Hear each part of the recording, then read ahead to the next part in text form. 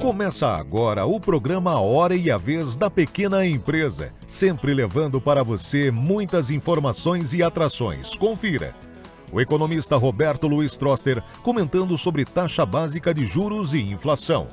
O professor do INSPER, Ricardo Rocha, fazendo uma análise macroeconômica. Também esteve conosco o advogado Marcos Tavares Leite. E nesta semana, o presidente do Simp, Joseph Cury, recebe a doutora Marina Yoshimi Takitani, advogada especialista em comércio internacional. Fique conosco.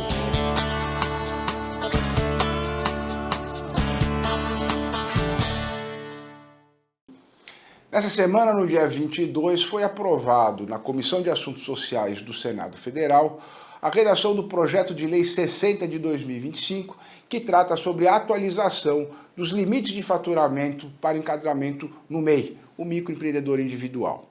Atualmente, R$ 81 mil, pelo projeto, o MEI pode ter uma opção, pode ter um faturamento de até R$ 140 mil por ano. O que acontece ali é que até R$ 81 mil se mantém a alíquota de 5% sobre o salário mínimo para o recolhimento do tributo mensal. Em relação àqueles que faturam acima de 81 mil e até 140 mil, a alíquota aplicável é de 8% sobre o salário mínimo. Todavia, aí nós já temos uma primeira distorção.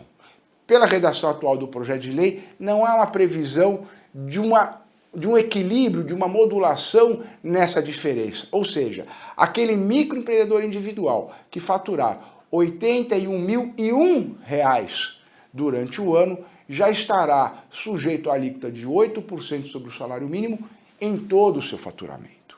Não há uma previsão diferente. Seria importante corrigir essa distorção, de maneira que a alíquota de 5% seja aplicada até os R$ 81 mil e a partir disso, nesta diferença, acima de R$ 81 mil até 140, a aplicação da diferença da alíquota de 8%. E isso não está colocado de uma forma clara e definitiva no projeto de lei. Se nós não fizermos isso, haverá um grande salto e um aumento de carga tributária que supera até 50%, dependendo da situação ou do faturamento do microempreendedor individual. O projeto de lei inicialmente trazia também a previsão com uma permissão de contratação de até 2 empregados seletistas e também a correção anual do limite de faturamento para o MEI. Essas foram suprimidas através de emendas, mas nos parece também inadequado. Primeiro porque a correção do faturamento, do limite de faturamento pela inflação, simplesmente vai corroer a diferença nos custos de insumo. E se você não fizer essa adequação, nós estamos colocando um aumento de carga tributária efetiva, mas de uma forma escondida ali, por conta do faturamento que não vai corresponder à lucratividade do empresário. A questão também da contratação de até 2 empregados, isso não é muito, a alegação de que isso poderia gerar impacto previdenciário. Na verdade, nós estamos falando em ampliar a base de contribuintes à Previdência, ampliar a base de trabalhadores formais. Portanto, isso também deveria ser corrigido. E é importante, por fim, colocar que um projeto de lei complementar que procura já adequar e atualizar os limites de faturamento para o MEI e para os optantes do Simples Nacional, para micro e para pequena empresa, esses já vinham com origem num projeto de lei do Senado que previa a atualização anual dos limites de faturamento e a contratação de até 2 empregados. Se trata do projeto de lei complementar 108 de 2021, aprovado no Senado, que já está na Câmara dos Deputados, aguardando pauta para aprovação desde abril de 2022. O Simp vem acompanhando todos eles e nós já mandamos, inclusive, a todas as lideranças do Congresso Nacional, da Câmara dos Deputados, à presidência da Câmara dos Deputados, ofícios colocando a importância e a urgência da votação e aprovação desse projeto de lei complementar 108 na Câmara dos Deputados, que vai corrigir essas distorções. É nesse sentido que o Simp trabalha e nós estaremos ali acompanhando corpo a corpo, no Senado Federal, na Câmara dos Deputados, junto inclusive ao Executivo, para que essas distorções sejam corrigidas, para que realmente haja o estímulo à formalização, à atividade empreendedora e ao pagamento de impostos, ampliando a base de arrecadadores e estimulando a atividade do MEI, da micro e da pequena empresa, que são os maiores geradores de emprego e renda do país.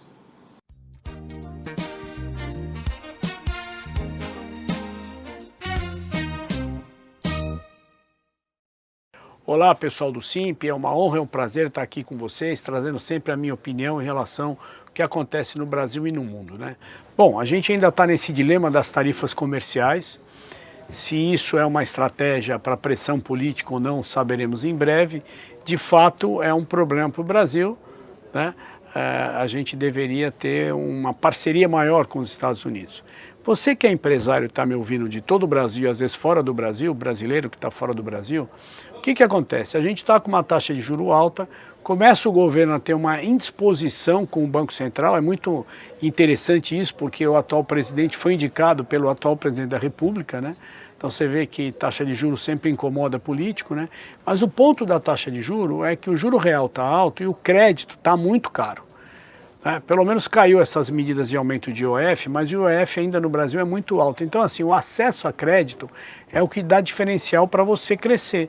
Você comprar matéria-prima, trocar equipamento, agora você vai ter que pagar 13º. Então, eu faço uma sugestão, melhore o seu relacionamento bancário, busque novas fontes, novas alternativas, né? Enquanto a gente mantém esse ambiente, esse patamar muito alto. O câmbio aparentemente estabilizou, acho que estamos sem ruídos políticos ou econômicos. A gente tem um desafio muito grande, que é a inflação. A inflação no Brasil está se tornando crônica. Ela não é alta como foi no passado, mas ela não consegue cair para o centro da meta. E aí fica a discussão, o que faz o Banco Central, né? Acho que tem uma questão também do movimento do juro, não poder ser muito abrupto para baixo, porque interfere na taxa de câmbio. E a gente sabe que câmbio para cima, inflação para cima. Se não é no primeiro momento, é no segundo. Mas eu acho que você que está me ouvindo deve ter lá a sua consultoria política, comece a acompanhar 2026, comece a acompanhar o que pode acontecer. E sempre falo no final do ano. Final do ano, dependendo do seu segmento, você tem maior demanda por produção, você vai contratar gente, às vezes é gente temporária, mas gente de qualidade. Faça uma avaliação se esses temporários que estão chegando não merecem uma oportunidade como funcionários para 2026. Ok? Era isso, mas estamos aí com alguma possibilidade boa. O problema do ano que vem vai ser a eleição, e sabe que ano de Copa e ano de eleição parece que não tem outro assunto, tá bom? Fica um abraço para vocês.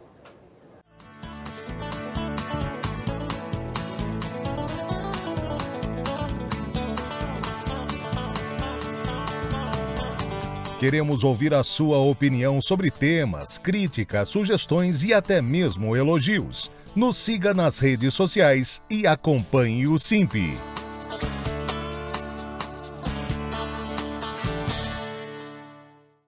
Uma questão que preocupa a todos é o que vai acontecer com a taxa de juros.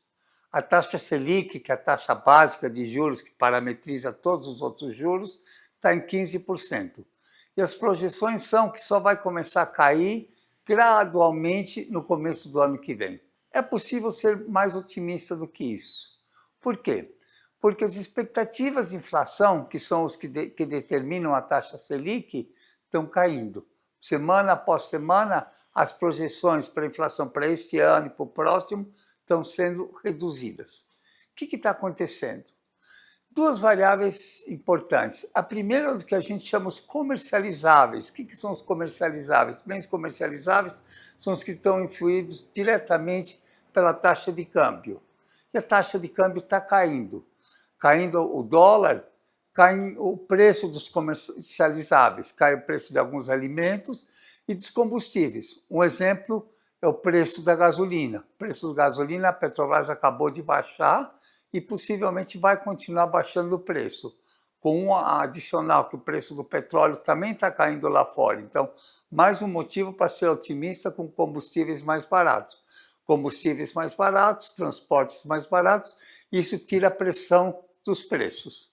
O segundo conjunto de fatores é serviços. Serviços, a pressão de serviços não está aumentando, o que é positivo, o que mostra que o efeito da política monetária, taxa de juros alta, está tendo influência nos preços. Então, é razoável supor que na última reunião desse ano, a gente já possa ter sinalização de que a taxa de juros vai cair. Caindo a taxa de juros, cai o custo do crédito, caindo o custo do crédito, aumenta o crédito, diminui a inadimplência e o país cresce mais, que é o que todos querem.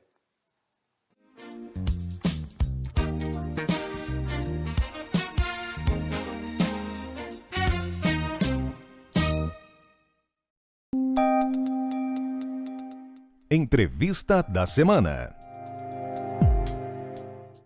A nossa convidada de hoje é a doutora Marina Takhtani, advogada especialista em comércio internacional.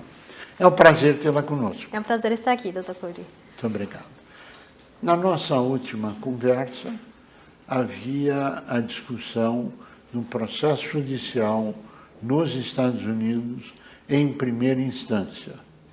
Qual foi o resultado e em que pé nós estamos hoje? Perfeito. Bom, como você deve lembrar do nosso último encontro, né, a gente estava discutindo aqui as várias medidas, né, bases legais para a aplicação das tarifas pelos Estados Unidos, e uma delas era o International Economic Emergency Powers Act, o AIPA, que basicamente serviu como fundamento jurídico para a aplicação do que a gente chama de tarifaço, né, que inclui os 40% mais 50% de tarifas adicionais aqui para o Brasil, as tarifas recíprocas ao redor do mundo, e as tarifas envolvendo fentanil contra o Canadá, México e China.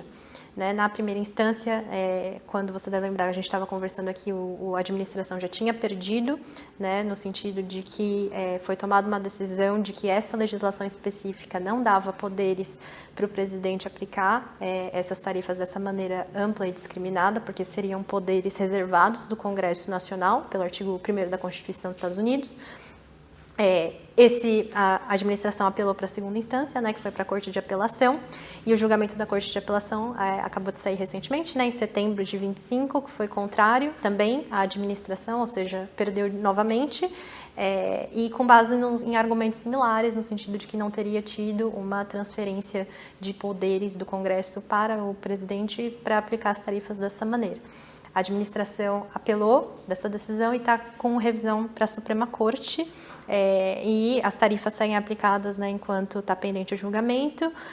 Já está marcada uma audiência a princípio para o dia 5 de novembro, daqui a pouco, e aí espera-se que, enfim, dentro de alguns meses aí se resolva esse caso pela Suprema Corte. Como foi a votação na Corte de Apelação, ou seja, na segunda instância?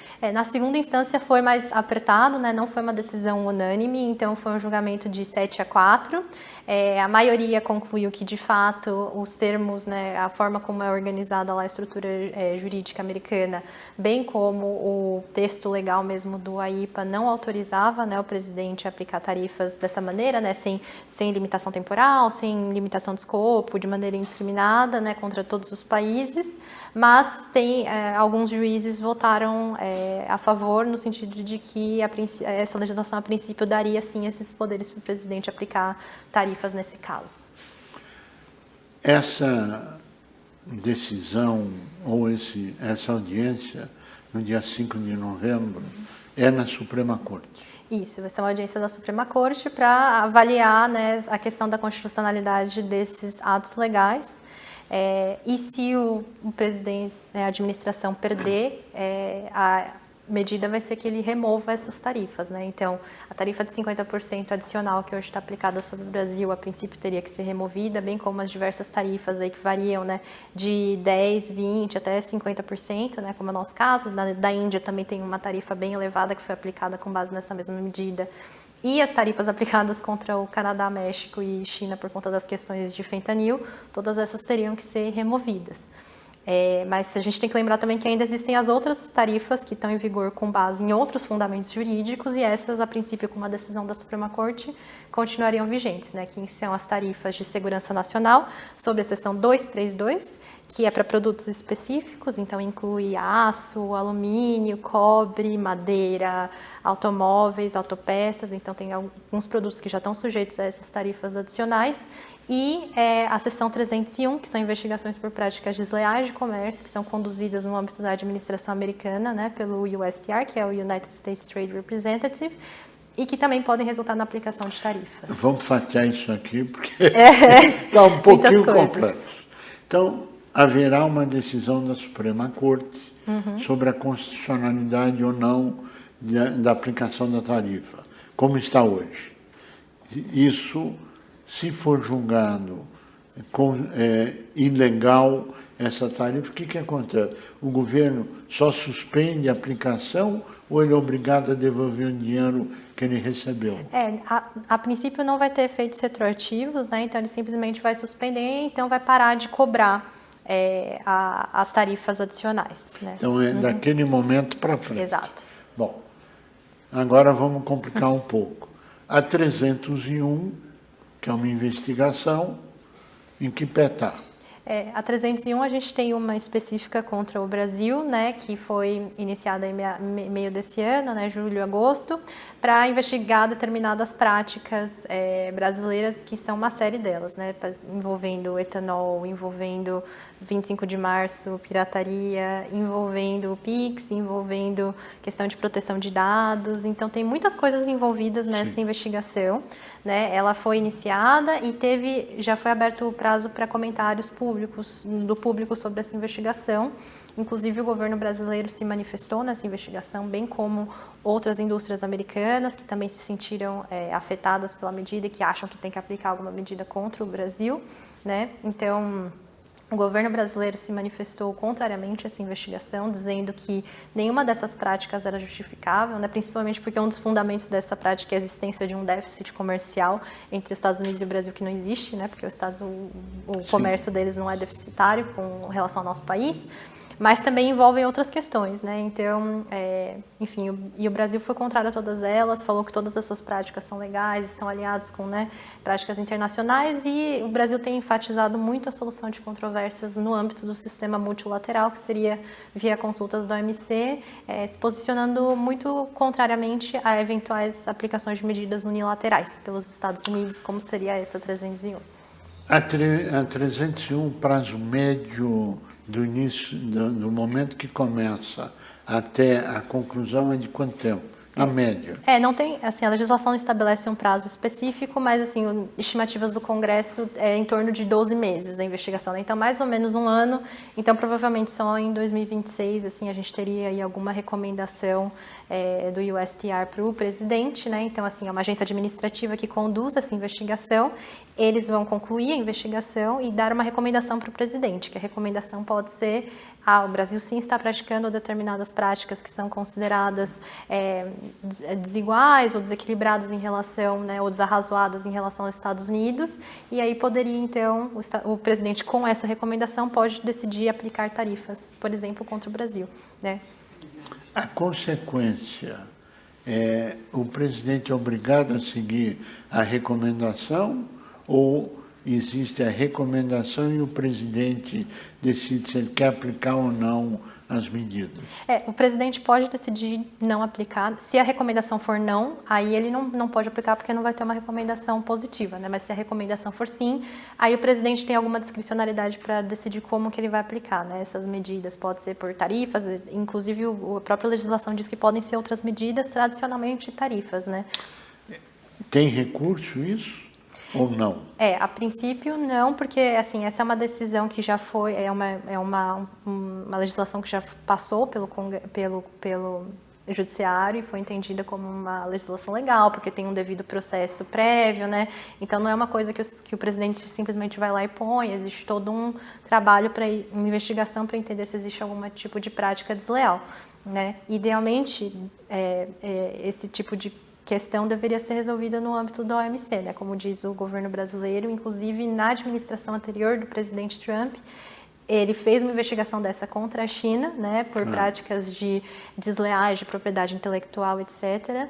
A China levou isso para a OMC e a OMC julgou favoravelmente a China, no sentido de que as tarifas que foram impostas com base na seção 301 contra a China, né, lá na primeira administração Trump, elas eram incompatíveis com os acordos da OMC, né, porque violava tratamento da nação mais favorecida, porque era só contra a China, e além dos compromissos tarifários que os Estados Unidos assumiu multilateralmente e não eram justificadas, né, os Estados Unidos falou que eram questões de moral pública, mas não foram consideradas justificadas. A consequência de tudo isso é, se a Suprema Corte julgar contrário às tarifas, o Brasil tem a oportunidade de exportar muito mais produtos para os Estados Unidos.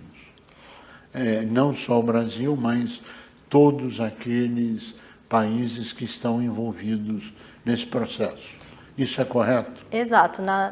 A que está agora na Suprema Corte, que é a IPA, sim, né? Porque esse é o fundamento para as tarifas recíprocas contra o mundo todo, né? O que vai viabilizar o acesso ao mercado americano sem a tarifa de 40, 50, enfim, as tarifas colocadas que abrangem só esses países que ingressaram com o processo. Estou correto? Ou ela é geral? Não, ela é geral, assim, né? Todos os países se beneficiariam disso. Isso, exato, né? Hoje existem vários processos que estão caminhando lá também, né? Sim. Contra essas tarifas adicionais que foram impostas, né? Esse que está mais para cima é um específico que foi lá no começo, que falou que não podia ter sido dessa forma, mas assim, como os Estados Unidos têm um sistema judicial, né, um pouco diferente do nosso, então que o precedente tem bastante força, né? Se a Suprema Corte entender que aquilo lá é inconstitucional, a princípio todas as cortes que hoje estão com esses casos em andamento devem seguir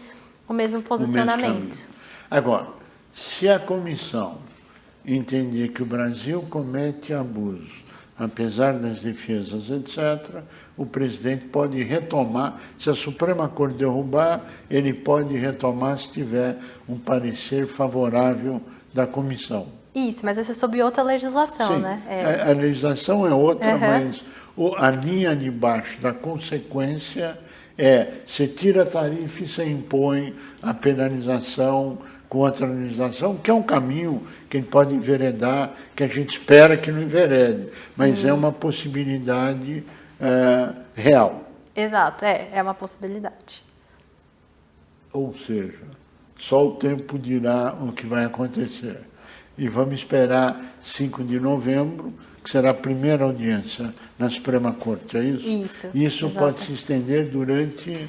pode levar alguns meses aí para a tomada de decisão ainda, Ou seja, né? você pode ter o casamento de uma decisão e de uma recomendação para isso. Exato. E o melhor caminho continua sendo a negociação, o diálogo e o bom senso na busca de soluções para o mundo, é isso? Exato, sempre Esse é o assim, caminho. o melhor caminho, né?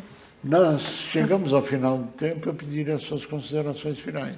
Eu acho que é assim, em linha nisso com o que você falou, né? Enfim, tentar sempre uma solução mutuamente acordada, diplomática, né? Sempre um melhor caminho e agradecer de novo pelo convite, assim, muito feliz de estar aqui e é isso. Nós que agradecemos, doutora Marina Tactani, a sua participação, desejando que o judiciário seja um instrumento para a paz mundial entre as nações, e o comércio seja o livre mercado, enfim, o desenvolvimento econômico e social do mundo. A você que esteve conosco, nosso mais profundo agradecimento, com a certeza que estaremos juntos na semana que vem. Até lá!